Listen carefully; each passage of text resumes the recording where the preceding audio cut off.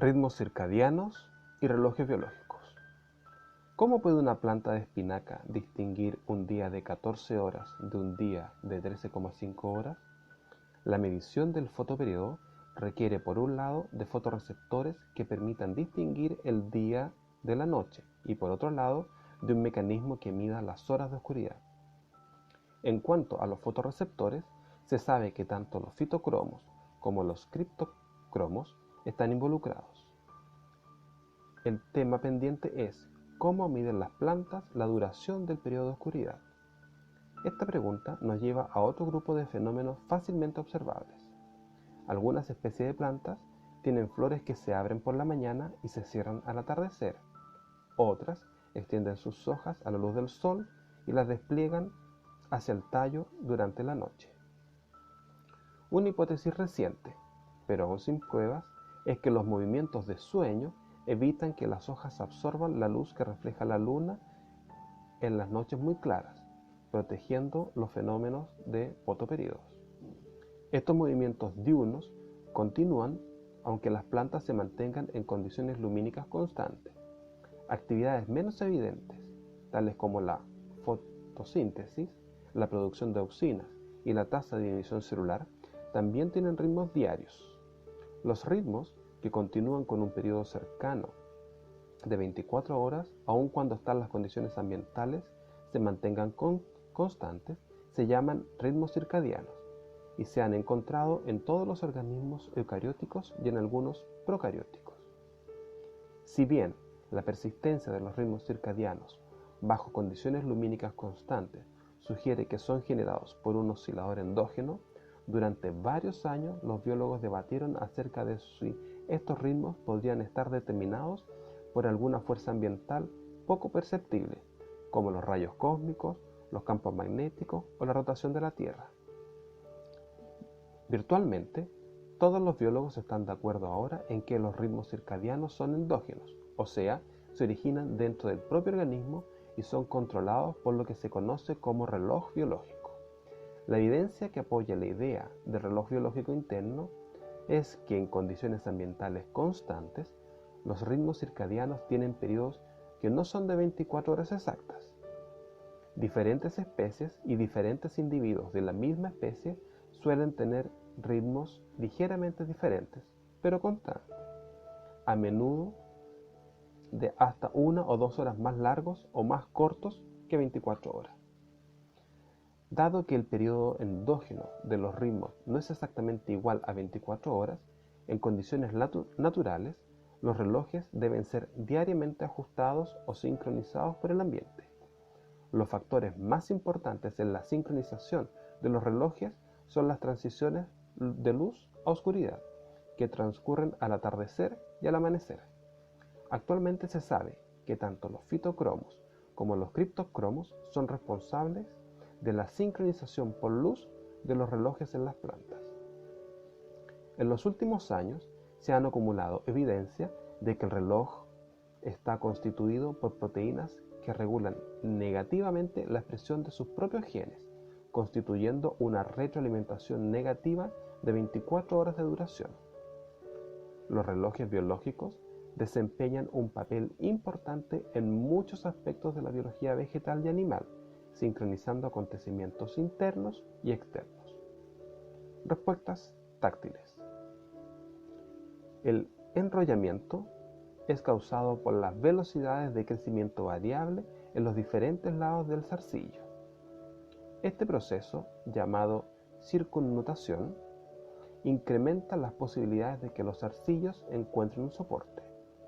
Cuando el ápice de un zarcillo toca cualquier objeto, responde al tacto formando una espiral apretada. Las células que tocan el soporte se contraen ligeramente y las del lado externo se alargan. Las células epidérmicas especializadas de los zarcillos son los sensores al tacto, pero el mecanismo por el cual estas células inducen el enrollamiento se desconoce. La evidencia actual indica que probablemente intervengan las auxinas y el etileno. Estas hormonas hacen que los zarcillos cortados se tuerzan aún en ausencia de tacto. Muchas plantas responden al tacto, entre ellas los zarcillos. Ciertos estudios han mostrado que los zarcillos pueden almacenar la memoria de la estimulación táctil. Por ejemplo, si los zarcillos del guisante se mantienen en la oscuridad durante 3 días y luego se golpean, no se enroscan, tal vez porque requieren ATP. Sin embargo, si se los ilumina a las 2 horas después de tocarlo, muestran la respuesta de enrollamiento. Una respuesta más rápida al tacto ocurre en las plantas sensibles Mimosa púdica. Unos pocos segundos después de que se toca una hoja, el peciolo se dobla y los foliolos se pliegan. Esta respuesta es el resultado de un cambio súbito en la turgencia de las células motoras especializadas presentes en el engrosamiento de articulados llamados pulvinos, los que a su vez se encuentran en la base de los filiolos y de las hojas. Estas mismas células intervienen en los movimientos de sueño, que también ocurren en mimosa, dependiendo de qué tanto se trate y de la intensidad del estímulo, pueden ser afectados una o todas las hojas de la planta. El colapso de los filiolos es causado por cambios rápidos de turgencia en las células de los peciolos. Estos cambios están acompañados por la secreción de taninos. Los taninos tienen un sabor astringente y repelen a los herbívoros. Una serie de reacciones parecen estar involucradas en la transición del estímulo. El estímulo sensorial aparentemente se traduce rápidamente en una señal eléctrica semejante a un impulso nervioso en los animales, que pasa a lo largo del peciolo y que puede ser detectado colocando microelectrodos en la planta. La señal eléctrica, a su vez, desencadena una señal química que hace que la membrana celular de las células motoras se vuelvan más permeables a los iones potasio y cloruro. El movimiento de estos iones hacia afuera de las células motoras hace que el agua deje las células por diferencia de potencial hídrico. Como resultado de esta pérdida de agua, las células motoras se colapsan, causando, por tal motivo, un movimiento de la hoja o del foliolo. Las respuestas rápidas al tacto ocurren también en la captura de presa por parte de las plantas carnívoras. Las atrapamoscas Dionea y Drosera. Las hojas de la Dionea tienen 2 lóbulos articulados, cada uno de los cuales está equipado con 3 pelos sensoriales. Cuando un insecto se posa sobre una hoja, se frota contra los pelos, generando un impulso eléctrico que provoca el cierre de las hojas. Los bordes dentados se cierran como una trampa para osos, haciéndolo en menos de medio segundo. Una vez que el insecto es atrapado, las mitades de la hoja gradualmente se acercan una a otra y el animal atrapado es aprisionado contra las glándulas que secretan enzimas digestivas situadas en la superficie interna de la trampa. El impulso eléctrico generado cuando el insecto se fricciona contra los pelos gatilló la activación de una enzima que, usando el ATP para obtener energía, bombea iones hidrógeno hacia las paredes de las células epidérmicas que se encuentran en la superficie externa de la bisagra de la trampa. La expansión celular rápida e irreversible que resulta de la acidificación de las paredes celulares cierra la trampa. La magnitud con que la salida de estos iones afecta los flujos de entrada y salida de otros iones podría ser, sin embargo, la que determine tal expansión. Durante este proceso, las células de la superficie interna de la bisagra siguen creciendo a su velocidad lenta habitual. Aproximadamente 10 horas después, su crecimiento supera el crecimiento de las células de la superficie externa y la trampa se abre.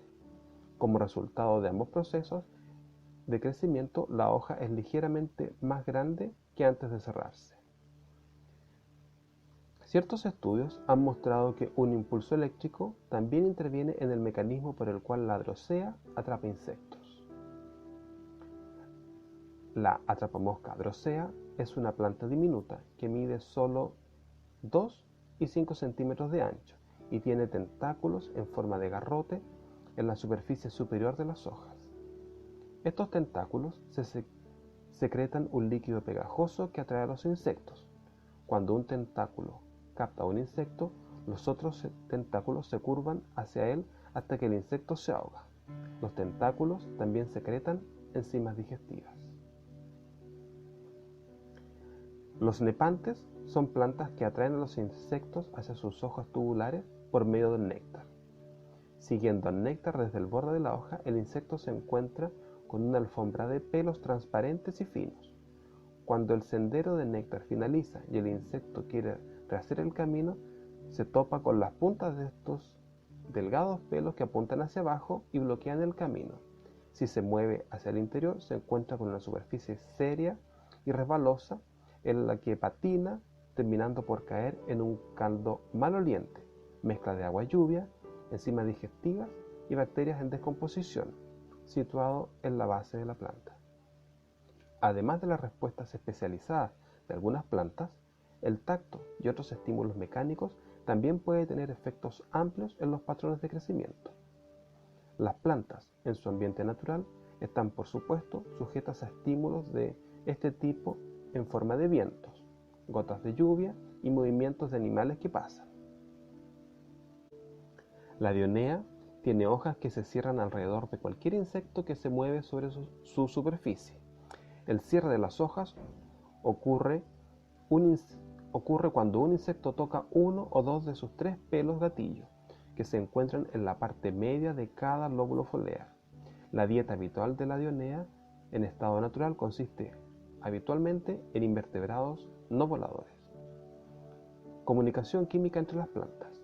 Las plantas pueden liberar sustancias volátiles con las que se comunican con otros individuos de la misma especie, generando en ellos la síntesis de los productos químicos defensivos antes de que ocurra algún daño real.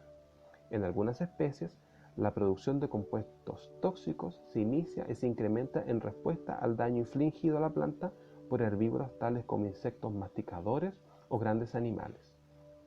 Las concentraciones más elevadas de estas sustancias detienen la depredación ulterior y por lo tanto protegen a la planta de un daño aún más grave. Estudios recientes han mostrado que las plantas hacen algo más que protegerse a sí mismas. Aparentemente, también previenen a las plantas vecinas de la misma especie para que movilicen sus defensas antes del ataque.